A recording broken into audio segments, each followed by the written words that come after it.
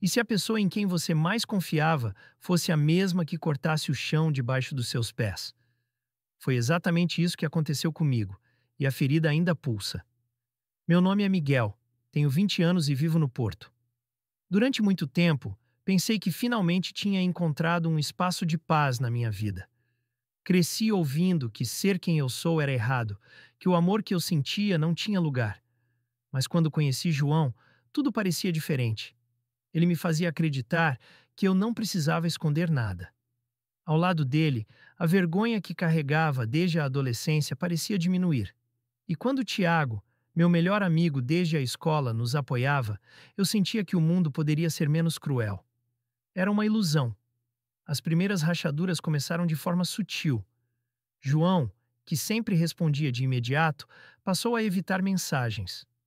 Tiago, que me ligava todos os dias, começou a arrumar desculpas para não sair comigo.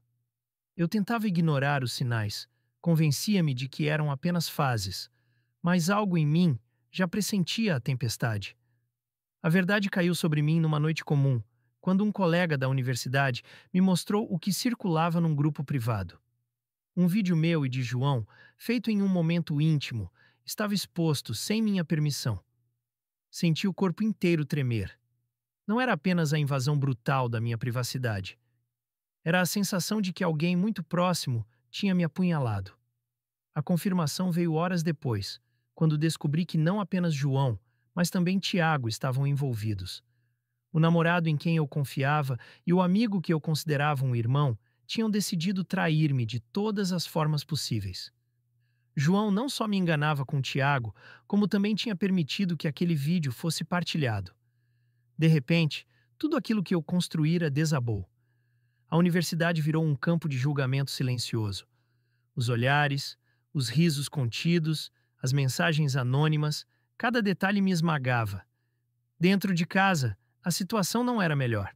Meus pais, que já mal aceitavam a ideia de eu estar com outro rapaz, usaram a exposição para justificar o que sempre me diziam, que eu estava errado, que era uma vergonha. Não houve refúgio. Os amigos desapareceram, uns por medo de se envolver, outros porque nunca foram realmente meus amigos. Eu, que sempre tentei mostrar força, me vi esmagado por uma dor que não sabia como suportar. Não havia golpes físicos, mas cada palavra, cada silêncio, feria mais do que qualquer soco. Passei dias sem sair, ignorando chamadas, tentando abafar o som do próprio coração. Sentia que tudo o que eu era tinha se transformado em motivo de escárnio. Perguntava-me se valia a pena continuar. A traição não era apenas amorosa, era social, familiar, existencial. Mas em meio ao desespero, uma parte de mim começou a recusar a ideia de viver calado. O que João e Tiago tinham feito não podia definir o resto da minha vida. A vergonha que eles tentaram colar em mim não era minha. Ainda assim, eu não sabia como recomeçar. Foi nesse abismo que surgiu um fio de esperança. Um convite para participar de um congresso estudantil em Lisboa me obrigou a sair do isolamento. Eu não queria ir, mas algo me dizia que talvez fosse a chance de respirar longe do porto, longe das lembranças que me sufocavam. Naquela viagem, ainda com o coração em pedaços, eu não sabia que encontraria alguém que mudaria o rumo da minha história. Quando pensei que não havia mais saída, Lisboa abriu uma porta que eu jamais imaginaria atravessar. Cheguei à capital com a sensação de estar carregando o peso de todo o Porto nas costas. O congresso estudantil parecia um pretexto frágil para me obrigar a sair do quarto, mas ainda assim, era melhor do que continuar enterrado no silêncio. Nos primeiros dias, mantive-me afastado, respondendo de forma automática a qualquer tentativa de conversa. Não queria amizades, não queria perguntas, mas foi justamente numa dessas palestras, quase no fim da tarde, que conheci David. Ele se aproximou depois de ouvir uma das minhas intervenções. A forma como me olhou não trazia julgamento, apenas uma curiosidade genuína. Falamos pouco naquele momento, mas houve algo em sua voz que me fez baixar a guarda. Horas depois, durante o jantar coletivo, voltamos a nos encontrar. Enquanto os outros riam e trocavam contatos, David percebeu meu isolamento. Sentou-se ao meu lado sem pedir permissão e, sem rodeios, disse: Você não precisa se esconder de mim. Eu sei como é. A frase caiu como um raio. Perguntei o que ele queria dizer, e então ele contou parte da própria história. Expulso de casa aos 17 anos, aprendeu cedo que ser quem era custava caro. Trabalhou em qualquer coisa que aparecesse para sobreviver, enfrentou noites dormindo em sofás emprestados e meses de solidão até encontrar pessoas dispostas a lhe estender a mão. Enquanto ele falava, percebi que não era apenas um relato. Era um espelho distorcido do que eu poderia viver se continuasse preso ao medo. Pela primeira vez em muito tempo, senti que alguém compreendia a profundidade do meu silêncio. Nos dias seguintes, começamos a conversar com frequência. David não oferecia respostas fáceis nem frases prontas de motivação. Ele me fazia perguntas duras, que eu tentava evitar. Por que você carrega a culpa que não é sua? Insistia. Eu não tinha resposta. Estava tão habituado a me sentir errado que não conseguia imaginar outra realidade. Foi numa dessas conversas que finalmente desmoronei. Contei-lhe sobre João, sobre Tiago, sobre o vídeo que me expôs. Disse que já não conseguia entrar em sala de aula sem sentir que todos sabiam, que todos riam. Ele me ouviu em silêncio, sem interromper, e no final apenas respondeu: Eles roubaram algo de você, mas não podem roubar quem você é. Só você pode decidir se vai viver na sombra dessa ferida ou se vai transformá-la em força. Essas palavras ficaram gravadas. Não apagaram a dor, mas plantaram uma dúvida. E se de fato eu pudesse reconstruir minha vida sem carregar a vergonha? No entanto, nem tudo foi encorajamento. Havia também desafios. David acreditava que eu deveria enfrentar os dois, João e Tiago, não com violência ou vingança, mas com a exposição da verdade. Para ele, o silêncio apenas reforçava o poder que eles tinham sobre mim. Enquanto você se cala, eles continuam controlando a narrativa, disse. A ideia me assustava. Eu mal conseguia me olhar no espelho, como enfrentaria quem havia destruído minha confiança. Mas quanto mais pensava, mais entendia que fugir não estava me salvando. Apenas prolongava o sofrimento. O congresso terminou, mas a ligação com Davy não. Continuamos a falar todos os dias. Ele tornou-se o ponto de equilíbrio que eu não sabia que precisava. Não porque me protegia, mas porque me empurrava para fora da concha. Foi então que recebi uma mensagem inesperada. Um colega do Porto enviou-me um print de uma conversa onde João e Tiago se vangloriavam, dizendo que eu finalmente tinha desaparecido e que ninguém teria coragem de levantar a cabeça depois daquilo. Ao ler aquilo, algo em mim mudou. Não era mais só dor, era indignação. Naquela noite, liguei para David e disse: Você estava certo. Não quero mais viver escondido. Quero que todos saibam quem realmente eles são. Ele sorriu do outro lado da linha. Então chegou a hora de começar a recuperar sua voz. Enfrentar João e Tiago parecia impossível, mas eu já não podia aceitar viver no silêncio. O medo ainda estava ali, mas algo dentro de mim se transformara em decisão. Voltei ao Porto com o coração acelerado. O congresso tinha terminado, mas as conversas com David ecoavam em cada passo que eu dava. Durante dias pensei em como começar. Não queria vingança cega, mas também não podia permitir que eles continuassem a manipular a história como se eu fosse apenas a vítima derrotada. A primeira oportunidade veio mais rápido do que imaginei. Um grupo de colegas organizava uma apresentação pública sobre projetos sociais e João estaria entre os participantes. Eu sabia que Tiago também apareceria, como sempre ao lado dele. Convidei David para estar presente, não porque precisasse de alguém para lutar por mim, mas porque precisava lembrar que não estava sozinho. No dia, a sala estava cheia. Enquanto João falava ao microfone, com aquele tom confiante que eu conhecia tão bem, sentia a raiva subir. Ele falava sobre confiança e responsabilidade social, como se fosse exemplo. Eu quase me levantei de imediato, mas respirei fundo. Esperei até que abrisse espaço para perguntas. Então ergui a mão. João, você fala de confiança, mas poderia explicar como alguém que expõe a intimidade de outra pessoa pode ser exemplo de responsabilidade? O silêncio que caiu na sala foi absoluto. João engasgou. Tiago, sentado na plateia, empalideceu. Eu sentia os olhares virando-se para mim, mas pela primeira vez não baixei a cabeça. Ele tentou rir, tentou negar, mas eu já tinha em mãos as provas. Mostrei as mensagens em que os dois se vangloriavam, as capturas de tela que me enviaram. Não precisei gritar. Apenas expus. A tensão tomou conta. Alguns colegas levantaram-se, exigindo explicações. Outros, chocados, começaram a olhar para João e Tiago com desprezo. Não era uma vitória plena, mas era o início. Eu não estava mais escondido. Depois desse dia, os comentários começaram a mudar. Ainda havia quem me olhasse com preconceito, mas já não era só eu o alvo. João e Tiago passaram a carregar o peso das próprias escolhas. Perderam espaço em grupos, convites para eventos, até projetos acadêmicos começaram a lhes ser negados. Mas não pense que foi fácil. O preço de me expor foi alto. Recebi novas mensagens anônimas, algumas ainda mais cruéis, acusando-me de querer destruir reputações. Houve noites em que quase desisti, em que me perguntava se valia a pena. Foi nesses momentos que David me puxava de volta. Ele já não tem o controle, lembrava-me. Você está escrevendo a sua versão. A força dessas palavras sustentava-me. Descobri que enfrentar não significava eliminar a dor de imediato, mas assumir que ela não ditaria mais meus passos. Certa tarde, recebi uma ligação inesperada. Tiago. A voz dele tremia. Miguel, precisamos conversar. Eu não aguento mais. Parte de mim queria desligar, mas outra parte queria ouvir. Marcamos um encontro num café discreto. Ele chegou cabisbaixo, diferente da arrogância de antes. Disse que nunca tinha planejado me expor, que fora João quem o convenceu, que tinha medo de perdê-lo e por isso aceitou ser cúmplice. Chorou, pediu desculpas, disse que se arrependia.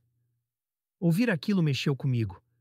A raiva não desapareceu, mas percebi que a traição dele vinha também da própria fraqueza. Não o desculpei, não naquele momento, mas entendi que a verdade era mais complexa do que uma simples escolha de maldade. João, por outro lado, permaneceu em silêncio. Não pediu desculpas, não demonstrou arrependimento. Continuava a agir como se nada tivesse acontecido, mesmo vendo sua reputação ruir.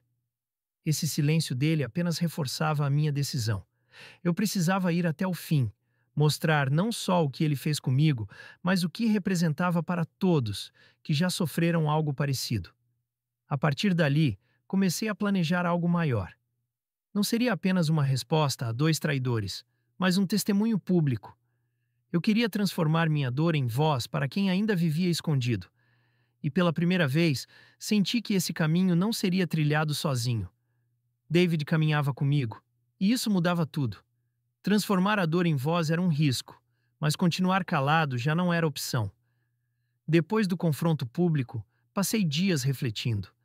A vergonha que antes me paralisava já não me dominava, mas havia algo maior que eu não podia ignorar. Quantos outros viviam silenciados, temendo passar pelo mesmo? O que João e Tiago fizeram comigo não era apenas uma traição pessoal, era um retrato da violência silenciosa que muitos enfrentavam. Contei a David que queria falar abertamente, não apenas nos corredores da universidade, mas para todos que quisessem ouvir. Ele não hesitou. Se você fizer isso, vai inspirar muita gente. Mas esteja preparado. Nem todos vão apoiar. Sabia que ele tinha razão. Ainda assim, decidi avançar. Procurei a direção estudantil e pedi espaço num evento maior, uma assembleia que reuniria diferentes cursos. A proposta era falar sobre ética e convivência, mas deixei claro que usaria meu testemunho para expor uma realidade dura. Houve resistência no início, mas a pressão de alguns professores e colegas solidários garantiu meu lugar. No dia marcado, o auditório estava lotado. Eu sentia o coração bater forte, mas desta vez não como sinal de medo. Era adrenalina. Subi ao palco com um único papel na mão. Olhei para a plateia e comecei.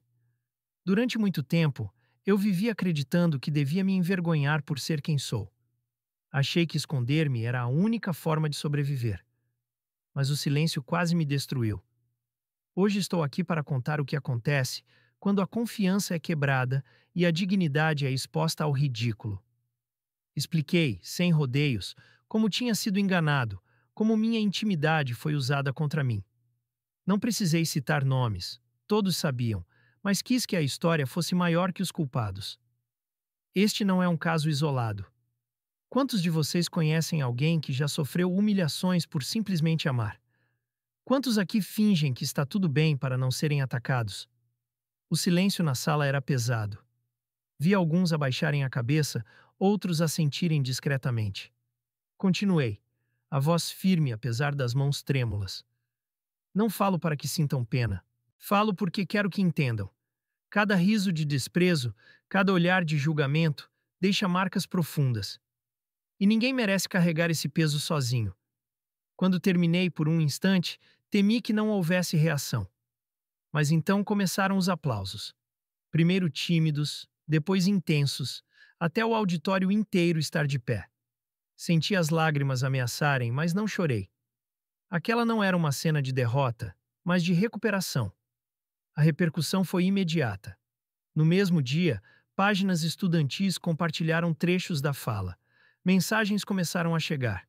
Alguns me agradecendo, outros contando suas próprias histórias em segredo. Descobri que não era o único a carregar cicatrizes escondidas. Para João, foi o golpe mais duro.